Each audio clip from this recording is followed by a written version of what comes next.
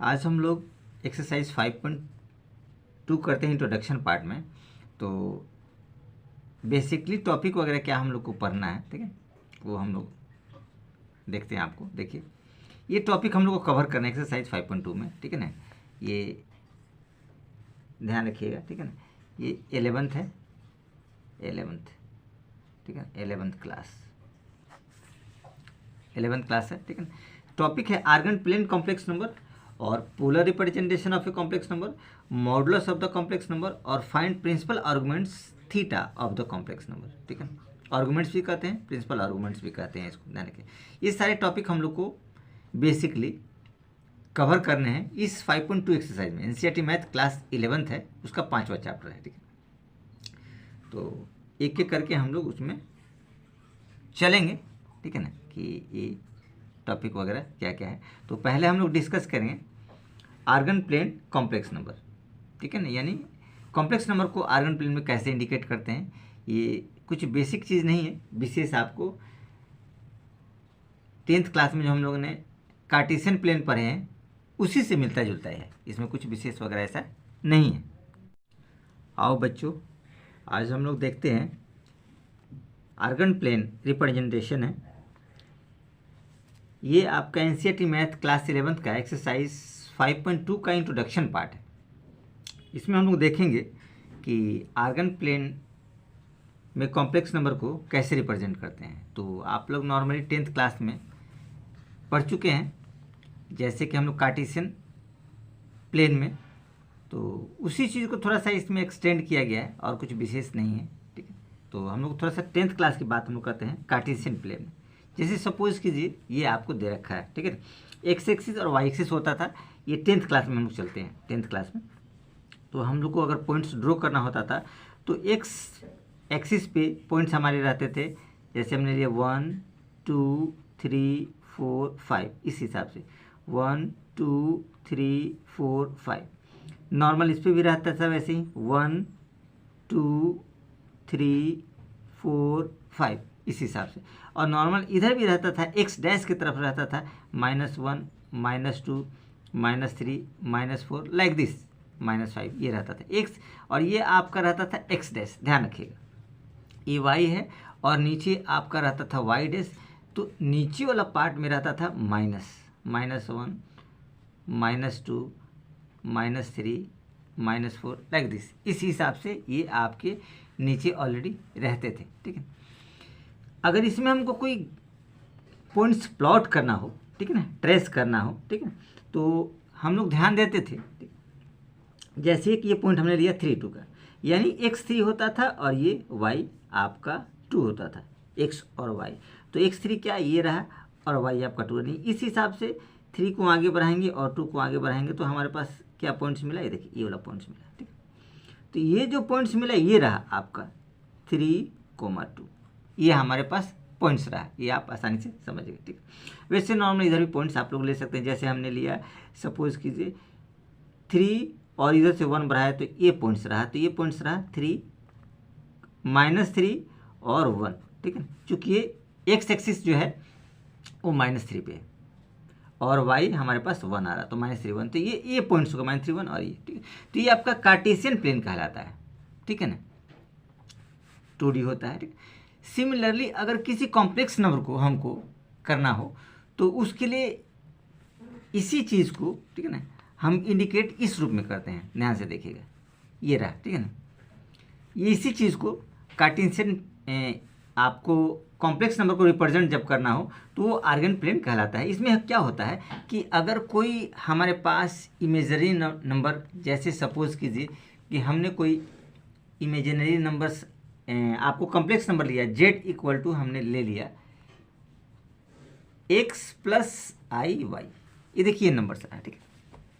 ये नंबर आपका कुछ भी रह सकता है और आप ले लीजिए नंबर लिख सकते हैं 3 + i2, ये नंबर ले सकते हैं, कुछ भी आप नंबर ले सकते हैं, आप स्वतंत्र, ठीक है। तो ये पार्ट आपका रियल कहलाता है और ये इमेजनरी कहलाता है। अच्छी तरह से आप जानते हैं ये रियल कहलाता है, इमेजनरी कहलाता है। तो ये जो रियल पार्ट है, देखिए रियल पार्ट है, तो ये एक्स एक्सिस जो है इसका रियल एक्सिस कहलाता है और इमेजनरी पार्ट के लिए ये वाई एक्सिस है, ठीक है, उसको हम लोग कहते हैं इमेजिनरी एक्सिस, ये देखिए y रहता है और ये आपके पास रहा x, यानी x वाले को हम क्या कहेंगे, रियल एक्सिस, और y वाले को कहेंगे इमेजिनरी एक्सिस। ये आप लोग को ध्यान रखना है, ठीक है। और सेम इसमें भी वही प्लॉट किया जाता है, कुछ विशेष ऐसा नहीं है। x की तरफ कुछ दूरी लेते हैं और y की तरफ, सपोज कीजिए जैसे ये कॉम्प्लेक्स हमारे नंबर है z बराबर x प्लस आई वाई, तो ये जो डिस्टेंस कहलाएगा, ये डिस्टेंस क्या कहलाएगा, x कहलाएगा। x हमने दूरी लिया और ये y वाला डिस्टेंस हमने सपोज यहाँ किया, ठीक है, ये डिस्टेंस हमने लिया, ठीक है, ये x रहा, ये y रहा, ये देखिए y डिस्टेंस रहा और ये x रहा, ठीक है। तो ये एक पॉइंट्स हमको प्राप्त हुआ, ठीक है। इस पॉइंट्स का नाम हमने दे दिया z, ये जो z रहा है, ठीक है, ये पॉइंट्स, ठीक है। तो ये रियल जो है वो x वाले को दर्शाता है, ठीक है, और इमेजिनरी y वाले को दर्शाता है, ये ध्यान रखिएगा, ठीक है। और अगर हम इसको ओरिजिन से, ठीक है ना, इस पॉइंट्स को अगर हम मिला दें, ठीक है, ये देखिए ये मिला दें, ठीक है, तो इसको नॉर्मल हम लोग मॉडुलस कहते हैं, ठीक है।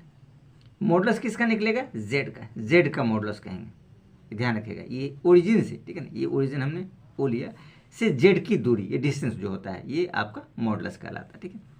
नॉर्मल इसको मैग्नीट्यूड भी हम लोग कह सकते हैं, कुछ विशेष ऐसा इसमें नहीं है, ठीक है। यानी इस हिसाब से इसके जो पॉइंट्स आ गए, क्या आ गए, x और y, ये जो, ठीक है ना, x क्या दर्शाता है, रियल पार्ट को, और y क्या दर्शाता है, इमेजिनरी पार्ट को, ध्यान रखिएगा। ये कंडीशन रहा, ठीक। और ये आपका मॉडुलस रहा, ये जो रहा आपका मॉडुलस रहा। मॉडुलस क्या दर्शाता है, ओरिजिन से, ध्यान रखिएगा, मॉडुलस आपको दर्शाता है ओरिजिन से उस कॉम्प्लेक्स पॉइंट की डिस्टेंस को दर्शाता है, मतलब कितनी दूरी पे ये है, ठीक है। आप इसकी दूरी या तो ऐसे जाके पता कर सकते हैं या ऐसे कर सकते हैं, तो ये शॉर्टकट दूरी है, ध्यान रखिएगा, ये आपका शॉर्टकट दूरी है, ठीक। तो इस कंडीशंस में हम लोग अगर इसको इस क्वेश्चन में लिखने की बात करें, ठीक है, या इसमें ये इमेजिनरी ये, तो अगर हम इसको थोड़ा सा आपको इस रूप में समझाने की कोशिश करते हैं कि आप लोग को थोड़ा सा समझ आए। जैसे मान लीजिए हमारे पास z ये रहा, ठीक है ना, z इक्वल टू रहा आपके पास 3 प्लस i2 आईटा 2, ठीक है। ये 3 क्या है, रियल, तो हम लोग लिख सकते हैं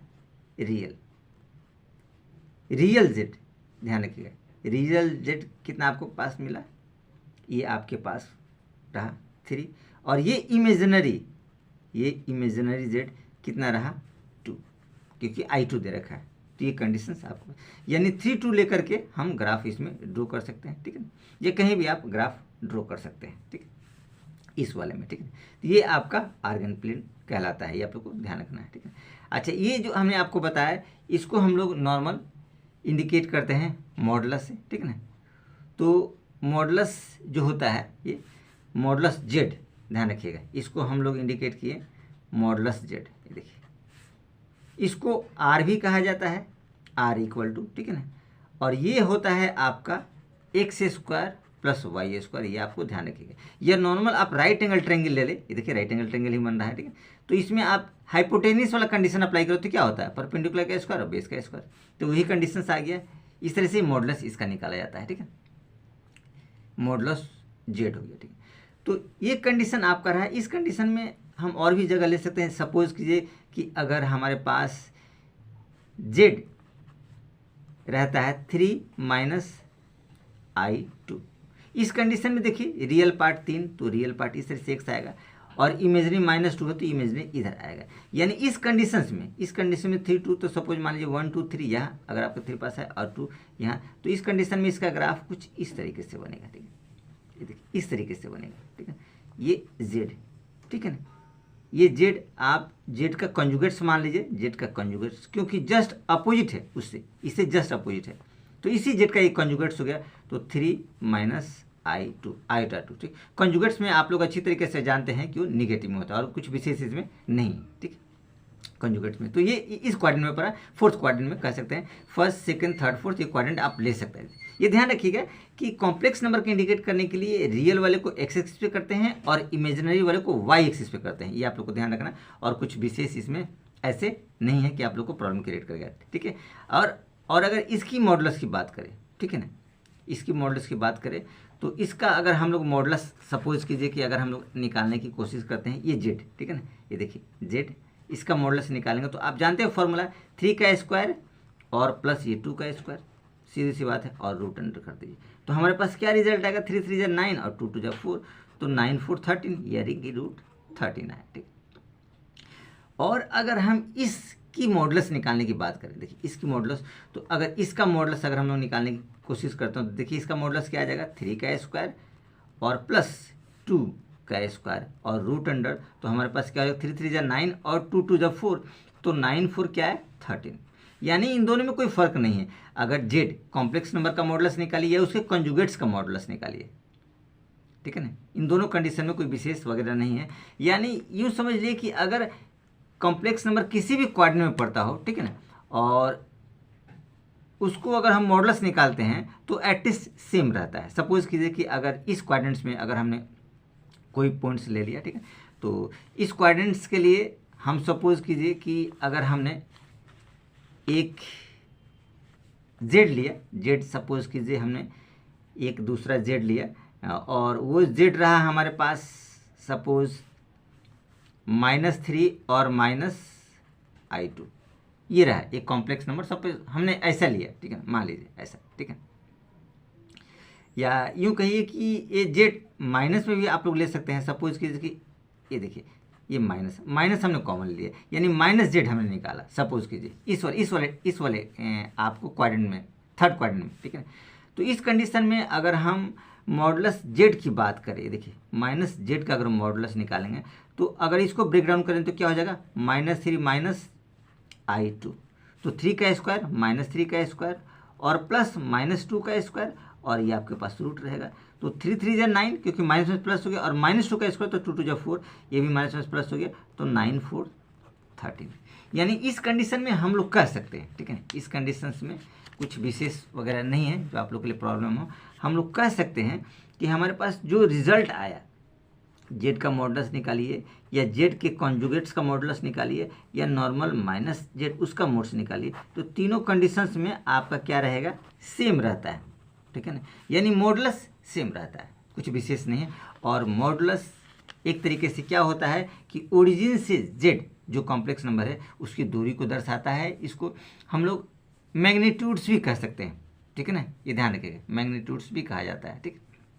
अब बात आती है कि अगर कुछ आदमी कहे कि इसमें क्या अंतर है, ठीक है ना, कि हमारे पास कार्टेशियन में और कार्टेशियन में और कॉम्प्लेक्स नंबर में, तो अंतर ये होता है कार्टेशियन में और इमेजिनरी में, आप लोग को ध्यान रखना है, ठीक है ना, कि इसको कार्टेशियन प्लेन में हम लोग दर्शाते हैं, ठीक है, और ये आर्गन प्लेन के नाम से जाना जाता है, ठीक है ना, आर्गन प्लेन, ठीक है ना, और इसको कॉम्प्लेक्स प्लेन भी कहा जाता है। इस आर्गन प्लेन को हम लोग कॉम्प्लेक्स प्लेन भी कहते हैं, कॉम्प्लेक्स प्लेन, ठीक है, ठीक, ये ध्यान रखेंगे, इस आर्गन प्लेन को कॉम्प्लेक्स कहते हैं और कहीं भी इंडिकेट कर सकते हैं, इसमें कुछ विशेष वगैरह नहीं रहा, ठीक है। जैसे इसी को ले लीजिए कि अगर इसको हम इंडिकेट करना हो तो इसको हम इंडिकेट करते हैं, ये आपके पास आपको पता है ये रियल जेड आ जाएगा और ये इमेजिनरी जेड आ जाएगा। ये देखिए एक्स और वाई कंडीशन है, तो यहाँ पे क्या है -3 और -2, ये कंडीशन, तो ये कंडीशन कहाँ इधर इंडिकेट करेगा, इस वाले पार्ट में देखिए -1 -2 -3 और ये -1 -2 और -3, ये देखिए 3 एक्स की तरफ जाएगा यहाँ और 2 माइनस है, यानी इसको बढ़ाएंगे तो ये वाला पॉइंट्स आपको प्राप्त होगा, ये जो पॉइंट्स प्राप्त हुआ -3 -2, ठीक है ना, तो ये आपका आर्गन प्लेन रहा। इस तरीके से हम लोगों ने इसको इंडिकेट करना सीखा, इसमें कुछ विशेष वगैरह इसमें नहीं था।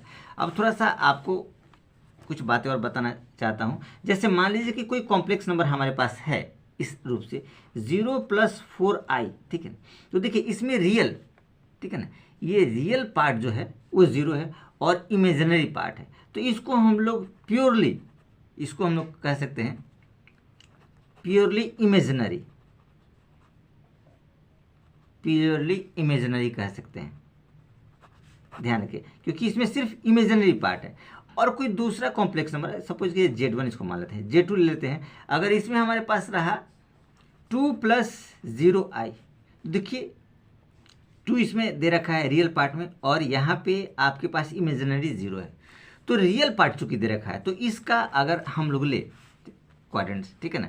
तो 3,0 ये बनेगा, ठीक है ना। तो इसको हम लोग कह सकते हैं प्योरली, क्या कह सकते हैं, प्योरली रियल, प्योरली रियल, क्योंकि इसमें रियल दे रखा है और इमेजिनरी पार्ट 0 दे रखा है। और इसमें प्योरली इमेजिनरी इसलिए कहेंगे कि रियल पार्ट 0 है और इमेजिनरी 4 है। इसके क्वाड्रेंट्स की बात हम लोग करें तो 4,0 कहलाता है। इसमें कुछ विशेष इसमें नहीं है जो आप लोग को दिक्कत आए समझने में, ठीक है। तो ये बेसिक चीज़ हमने आप लोग के लिए बता दिया, कुछ भी नहीं था, लेकिन फिर भी एक बार इसमें से देख लीजिए, कुछ ऊपर से कुछ विशेष वगैरह ऐसा नहीं है कि नॉर्मल 10th क्लास में हम लोग कार्टेशियन प्लेन में किसी पॉइंट्स को इंडिकेट करना होता है, ठीक।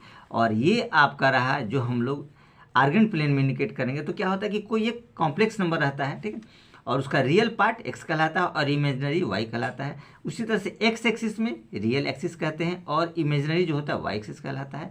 कोई एक पॉइंट्स होता है जो आपका कॉम्प्लेक्स नंबर है, z हमने ले लिया है, ठीक। तो x से दूरी और y से दूरी, ठीक है ना, इसको नॉर्मल आप यहाँ पे x और y ले सकते हैं, ये पॉइंट से, ठीक। x जो कहलाता है रियल पार्ट कहलाता है, y जो होता है इमेजिनरी कहलाता है, और कुछ विशेष नहीं है, यही आपका आर्गन प्लेन है, ठीक है। और जेड जो होता है, ठीक है, ध्यान रखिए, जेड जो पॉइंट्स है, ठीक है ना, उसकी ओरिजिन से दूरी वो मॉडुलस ऑफ जेड कहलाता है।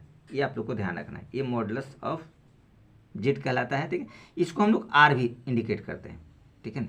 और मॉडुलस ऑफ जेड का फॉर्मूला ऐसे भी x² + y² रूट अंडर में होता है, ये देखिए ये फॉर्मूला होता है, ये आप लोग को ध्यान रखना है, ठीक।